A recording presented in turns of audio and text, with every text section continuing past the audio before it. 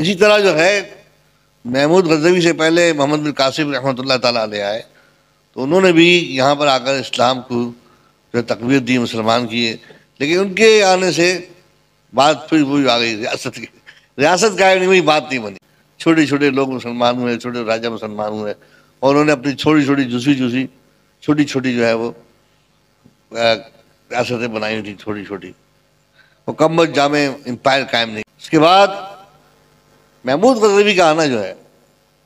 اور محمد القاسم کا آنا بھی ایک شکایت کے فریاد کے ازالے کے لیے تھا۔ محمود القاسم رحمۃ اللہ تعالیٰ علیہ آئے تھے، ان کا مقصد داد رسی تھی ان بچوں کی اور اس قافلے والوں کی جن کو راجہ طاہر نے لوٹا تھا، ان کی داد رسی کے لیے آئے تھے، اور وہ ان کا بدلہ لے کر داد رسی کر کے راجہ طاہر کو شکست دے کے اور اپنے قیدیوں کو چھڑوا کر چلے گئے، لیکن ساتھ ساتھ ان کا اخلاق جو تھا، کردار جو تھا، اس کے اثرات جو لوگوں پر پڑے، ہندوؤں کو دیکھے، وہ لوگ مسلمان ہو گئے،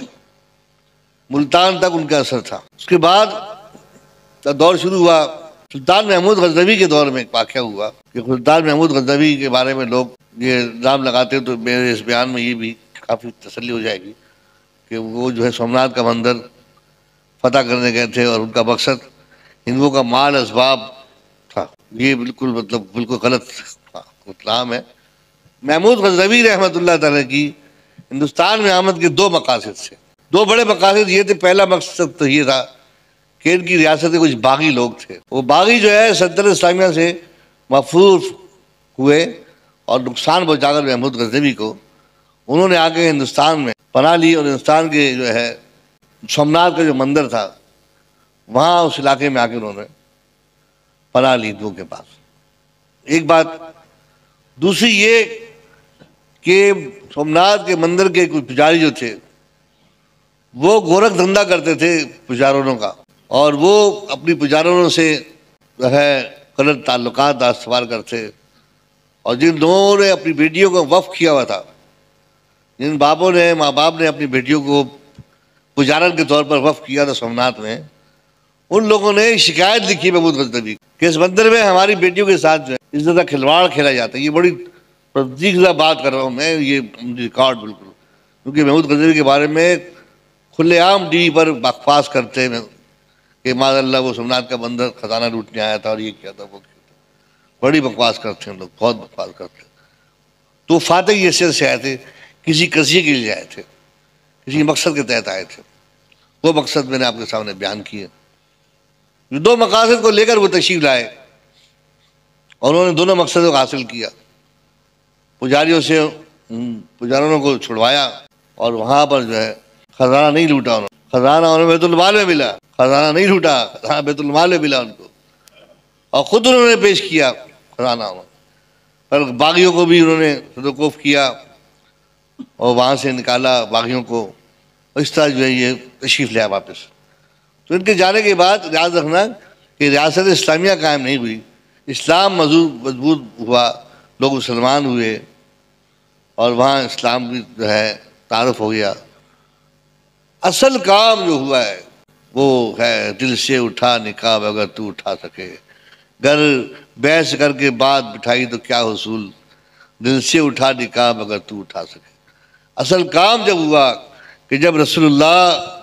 صلی اللہ تعالیٰ علیہ وسلم کے دربار پر انوار سے، حضور غوث پاک کے دربار سے خواجہ معین الدین چشتی رحمۃ اللہ تعالیٰ نے باقاعدہ ذمہ داری ڈیوٹی دے کر ہندوستان سونپا گیا، اور باقاعدہ بتایا گیا ہندوستان کو خطہ کہ یہ ہندوستان ہے، معین الدین یہ تمہارے حصے میں آیا ہے، اور مدینے سے حکم ہوا، بغداد آیا، بغداد محلہ سے حکم ہوا، اور پھر جو ہے وہاں سے حکم ہوا، پھر لاہور آ گئے، اور لاہور آ کر چلہ کیا، گنج بخش فیض عالم مظہر نور خدا، نا کا سارا پیر کامل کام لانا رہنما، یہ پڑھ کر اور پھر اجمیر شریف کی طرف روانہ ہو گئے۔ اور پھر جو سو ہوا واقعات روز مرہ ہی سنتے ہیں آپ، جادوگر کے واقعات، انا ساگر کا واقعات، کنویں بند کریے، سارے واقعات سنتے رہتے ہیں، ان کی کرامتوں کے واقعات۔ میں نظریات بیان کر رہا ہوں، آمد کا مقصد بیان کر رہا ہوں، اور یہ جو ہے اس کے بعد کیا ہوا کہ جب یہ تشریف لائے، ہر بات اسلام جو ہے مقصد کے تحت کرتا ہے، کبھی بیجا بات بیجا بے مقصد بات مومن نہیں کرتا۔ 90 لاکھ سے زیادہ جب مسلمان ہوئے، ایک کثیر تعداد جب مسلمان ہوئی، تو انہوں نے احساس ہوا کہ ہمارے قوانین کے لیے، ہمارے نظم کے لیے، نظام کے لیے، ہمیں چلانے کے لیے، شریعت سیکھنے کے لیے، سکھانے کے لیے، ہمیں اپنے دین کے مطابق فیصلے کرنے کے لیے، کہ اپنے دین کے مطابق فیصلے کر سکے، اللہ رسول حکم کے مطابق ہم اپنا فیصلہ کر سکے، تو ہمیں ایک ریاست کی ضرورت ہے۔ حضرت کی بارگاہ میں بھی عرض کیا، حضرت بھی سمجھ گیا کہ اس نظام کو چلانے کے لیے ریاست کی ضرورت ہے۔ کوئی ہندو ریاست نہیں تھی وہاں، کوئی شاہبودی غوری ہے تو کسی ہندو ریاست کو فتح نہیں کیا، وہ چھوٹے چھوٹے راجا تھے، یاد رکھنا۔ ہندوستان میں کوئی ریاست نہیں تھی۔ جب آپ تشریف لائے محمد بن قاسم رحمۃ اللہ، اس وقت بھی کوئی ریاست نہیں تھی، راجا تھے تھوڑے تھوڑے علاقے میں بیٹھ کے راجا دائر تھوڑے خطے کا تھا۔ اس طرح جب محمود غزنوی آئے رحمۃ اللہ تعالیٰ، اس وقت بھی ہندوستان ریاست نہیں تھی، اور چھوٹے چھوٹے قبیلے تھے، چھوٹے چھوٹے راجا تھے، اپنا راج کرتے تھے، لے کر بیٹھے ہوئے تھے، ریاست نہیں تھی باقاعدہ، پورا کوئی امپائر نہیں تھی ہندو کی، کوئی امپائر نہیں تھی ہندو کی۔ جب کہہ کہ بھائی مملکت ہندو ہے، نہیں، کوئی مملکت نہیں تھی ان کی، کوئی ریاست نہیں تھی۔ یہ باتیں یاد رکھنے کی باتیں، ان کی ریاست پر حملہ نہیں کیا۔ اس کے بعد حضرت خواجہ معین الدین چشتی رحمۃ اللہ تعالیٰ نے کابل کے فرما روا شہاب الدین غوری، بہت بڑے فاتح، بہت بڑے عالم دین، حافظ قرآن، بعمل عالم دین تھے، بڑے نیک شخصیت، بردبار، بہادر دلیر۔ آپ نے خط لکھا ان کو کہ شہاب الدین تشریف لائیے اور ریاست اسلامیہ قائم کیجیے، آپ پر ریاست اسلامیہ کا قائم کرنا یہاں فرض ہو چکا ہے۔ اتنی تعداد میں مسلمان موجود ہے یہاں پر، اتنی تعداد ہو چکی مسلمانوں کی کہ اس کا نظام چلانے کے لیے اسلامی نظام کی ضرورت ہے۔ اور وہاں کوئی ہندو سیاست تو تھی نہیں جو ہندو کا نظام ہوتا، راجا تھے، ان کی بدماشیاں تھیں، غنڈہ گر جاتی، باقاعدہ نظام تو تھا نہیں۔ شہاب الدین غوری رحمۃ اللہ تعالیٰ نے پھر جو ہے کچھ کیا اور چڑھائی کی ہندوستان میں، اور پھر آپ نے جو ہے اس خطے کو جو ہے راجا جو آئے تھے مقابلے پر، ان کو شکست دینے کے بعد ہندوستان کی، دنیا کی تاریخ میں، خطہ ہندوستان میں پہلی ریاست مملکت اسلامیہ کا قیام وجود میں آیا۔ انہوں نے ہندوستان کو، کابل کو اپنے ساتھ ضم کر لیا، مملکت اسلامیہ کا قیام ہوا۔ شہاب الدین غوری رحمۃ اللہ تعالیٰ نے جو ہے وہ اس کے سربراہ بنے۔ یوں ہندوستان کی پہلی جو ہے امپائر، جو 800 سال تک تسلسل کے ساتھ چلتی رہی، بیچ میں خلا نہیں آیا کہ کسی ہندو نے اس پر قبضہ، خلا نہیں ہے۔ ہاں تبدیلی ہوتی رہی، خلا آئے، ایک مسلمان سے دوسرے مسلمان نے لے لیا، ہمایوں سے شیر شاہ سوری نے لے لیا، پھر شاہ اس کو شکست ہو گئی، پھر جو ہے اکبر بادشاہ آ گیا۔ یہ واقعات ضرور ہوئے، ایک گیا غوری گیا، خلجی آئے، پھر خاندان غلامان آیا، پھر شاہ لودھی آئے، مغل آئے، 8 سالہ دور ہے یہ خواجہ معین چشتی رحمۃ اللہ تعالیٰ کی ڈالی ہوئی بنیاد ہے۔ یہ ہے وہ سارا نظام۔ ادھر سے بادشاہوں کا سلسلہ چلتا، ادھر سے خواجہ معین چشتی کا رشتہ چلتا، سلسلہ چلتا،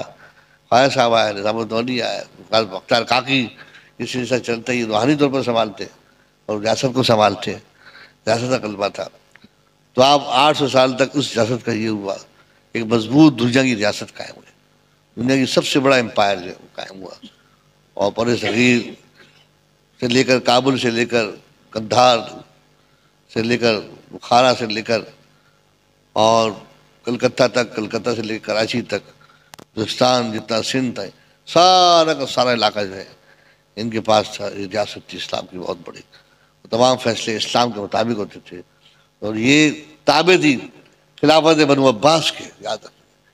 ان کے پاس اجازت نامہ تھا، یہاں جتنے بھی سربراہ تھے وہ سب تابع تھے خلافت کے، یہ خلیفہ نہیں تھے، لیکن خلافت کی نیابت تھی ان کے پاس، خلیفاؤں کے خلیفہ تھے، سلطان کے ناطے تھے، بادشاہ کے ناطے تھے۔ انہوں نے 800 سال تک حکومت کی، اور ایک 800 سالہ دور کے اندر پاک و ان کی آریہ قوم کے کسی بھی باشندے کی مجال نہیں تھی، جو آج ہندو دعویٰ کرتے کہ ہندو اور ہندو پاک دھرم ہندوستانی ماں آتا ہے، یہ توہین ہماری، یہ سب کسی بھی ہندو میں مجال نہیں تھی کہ اس ریاست کو سنبھالنے کے لیے کھڑا ہو جائے. حالانکہ مسلمانوں نے مراد دی تھی، فوج میں بھی ان کو مراد تھی، فوج میں بھی شامل تھے، بڑے بڑے سربراہات تھے، لیکن ریاست کی ہمت جو ہے اس کی باریکیاں وہ رکھ کے بس کی بات، وہ قدرت کی تقسیم ہے. اللہ تعالیٰ جسے ریاست کا ملکہ عطا فرمائے. اب وہ آئے، چل رہی ہے 75 سال سے حکومت ان کی، ایک ناکام حکومت ہے بالکل. ملک بھی بیچ دیا انہوں نے، سیاسی نظام ختم ہو گیا. اب ایجنسیاں چلا رہی ہیں، ایجنسی کے بعد جو ہے وہ ان کو جو ہے وہ یہودی چلا رہا ہے، یہودی گود میں بیٹھے ہوئے، یہودی ان کو چلا رہے ہیں. ٹوٹل نظام ان کے ہاتھ میں، ایجنسیوں کے ہاتھ میں. اور یہ جو سیاسی نظام ہے یہ ایک ڈمی ہے، کوئی شو پیس ہے سامنے دکھا دے رہا ہوں حکومت پین کرنے کے لیے، کوئی ڈمی پیس چل رہا ہے، باقی سارے نظام جو ان کے ہاتھ میں. اس طرح یہی کوششیں پاکستان میں بھی ہو رہی ہیں.